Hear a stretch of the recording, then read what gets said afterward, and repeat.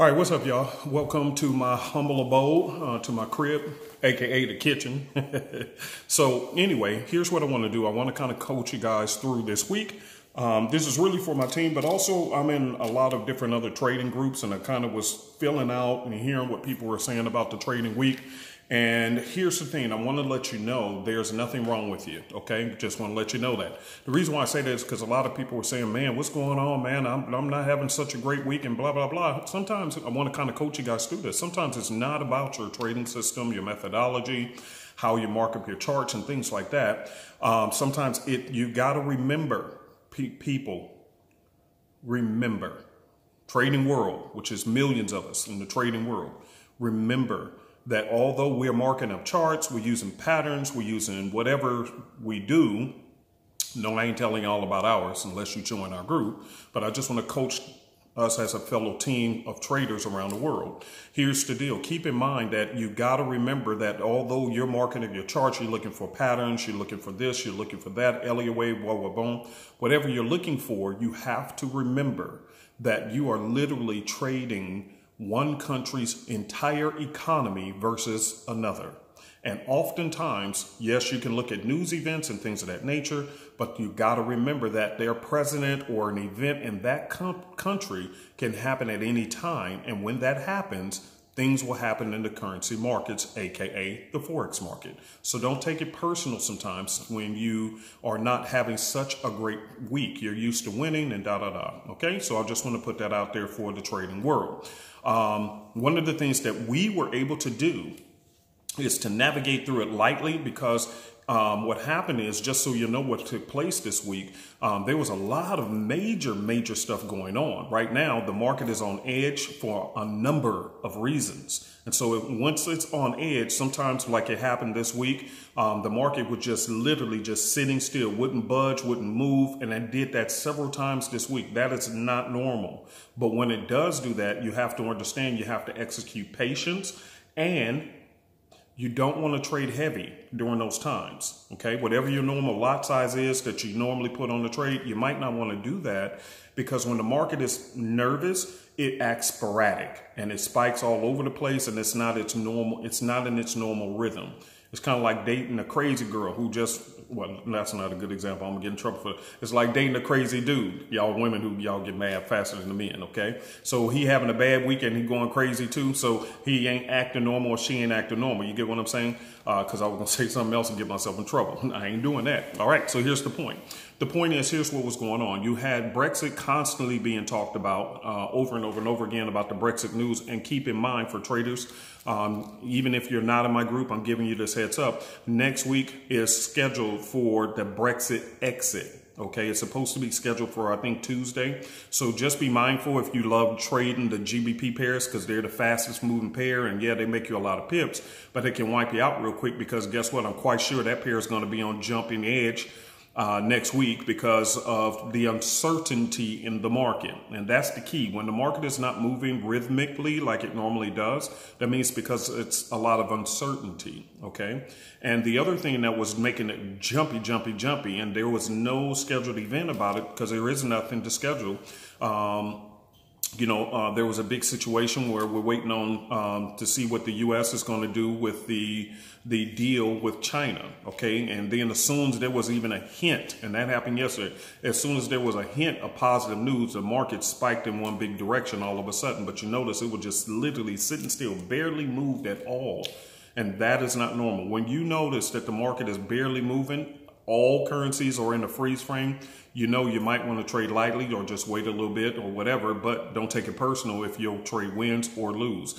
Because if it spiked in your direction, you get all cocky. Oh yeah, see, you didn't know nothing. You were just lucky. If it goes against you, then you're taking it personal. And in this business, that's the wrong mood. You cannot take anything personal unless you personally messed up.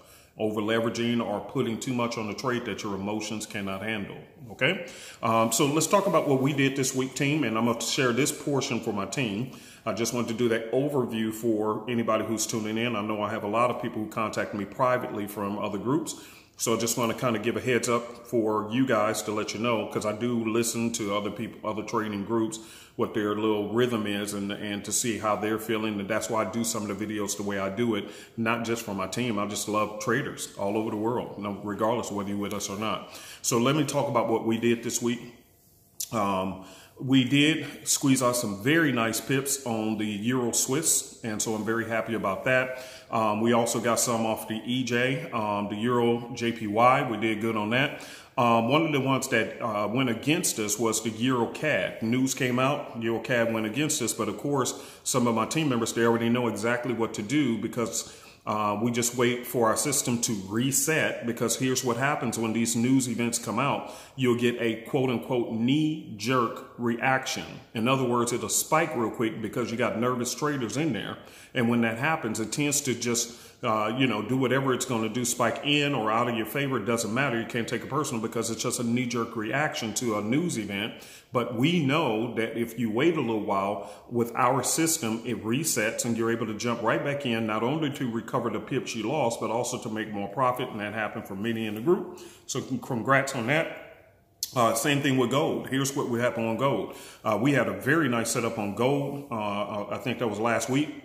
Made a ton of pips. Okay, we used our regular amount that we would normally place on trades for that one on its downward move, and we pinpointed it spot on. Made a ton of pips. But then I sent out a signal. I said it looks like it's going to actually reverse back up and pull back up just a little bit and take a breather since it dropped so hard. And it went a little further instead and hit our stop loss. However, again, the same exact thing.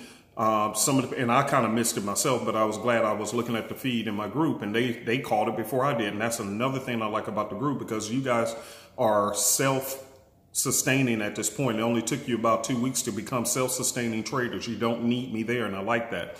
But I'm very proud of those who got right back in, or you set your stop loss a little bit lower than even I set mine, and you waited. And sure enough, again, the knee-jerk reaction came out in the opening of the U.S. session this morning, and the thing shot right back, spun right back into its normal pattern.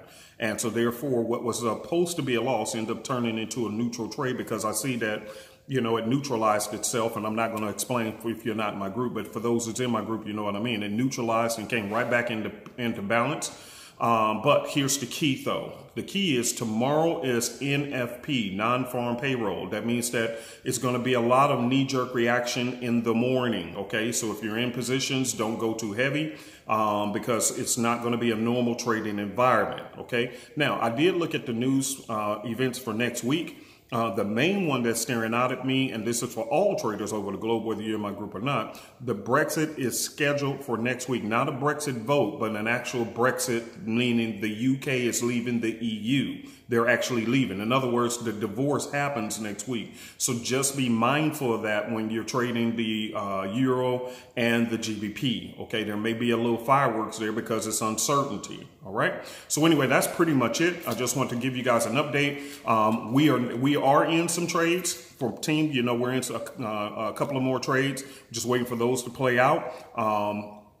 But the deal is we're not going to enter any more of them. So in the meantime, you know what we do? Hey, we place our trades, we chill, we walk away and enjoy life. So in the meantime, enjoy your family. And then, whichever way they play out on tomorrow, and we'll see how that goes. But other than that, we're not going to enter anything and hold, and try to be sketchy into it. Now, there are some people who want to trade the system using for scalping off the NFP. That's more than fine. Go ahead and do your thing if you're more experienced. Of course, we have a lot of brand new traders who know nothing about trading and they're learning for the first time. So I won't send out a signal on that because I don't want to confuse them and get them confused. I want them to learn rhythmically, just like it took you time to learn rhythmically. It took you, about a week or two to catch on. I don't want to put out a signal because it'll go to the experienced traders, but the newbies won't know what's going on. So either way it goes, I personally won't send out a signal, but if you know exactly what you're doing,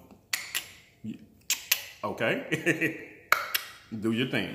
All right, I love you guys, and thank you again for watching this video in my little humble abode. I'm not in my car. I normally shoot videos from my car. And one more thing, I got to just say this. It's amazing.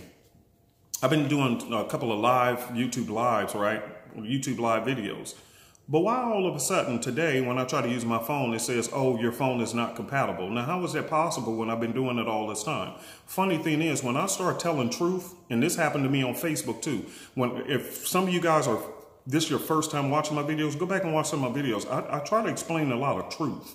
Now, it could just be a coincidence, could just be me, but I find it quite funny. How is it possible that I'm getting a pop-up message saying that your device is not compatible when it's one of the brand new phones on the market, one of the most expensive ones, and I've already been doing live videos on YouTube. And now today, when I'm trying to share truth again, all of a sudden my device is not approved. Is it just me?